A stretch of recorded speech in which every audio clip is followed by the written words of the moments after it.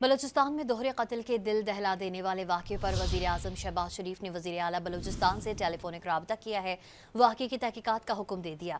Balochistan high court نے بھی واقعے کا نوٹس لے لیا۔ دوہرے قتل کے الزام میں قبائلی سردار شیرباز خان ستکزئی سمیت 20 ملزمان گرفتار کر لیے گئے۔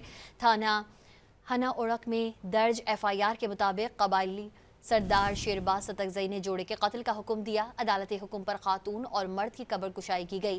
پوسٹ مارٹم کے بعد میتیں دوبارہ دفن کر دی گئی۔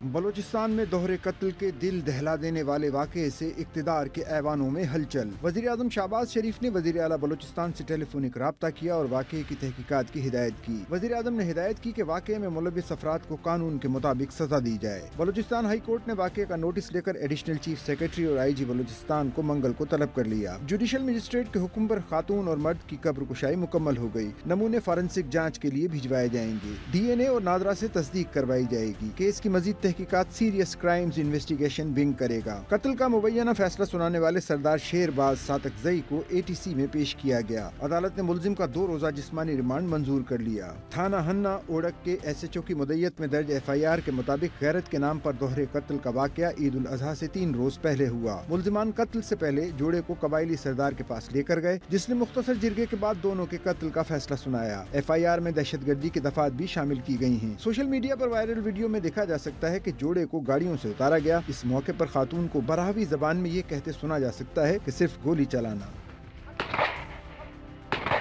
قتل کے بعد سفاک ملزمان خوشی میں فائرنگ بھی کرتے رہے۔ ہیومن رائٹس کمیشن کے مطابق صرف گزشتہ سال بلوچستان میں غیرت کے نام پر 19 خواتین کو موت کے گھاٹ اتارا گیا۔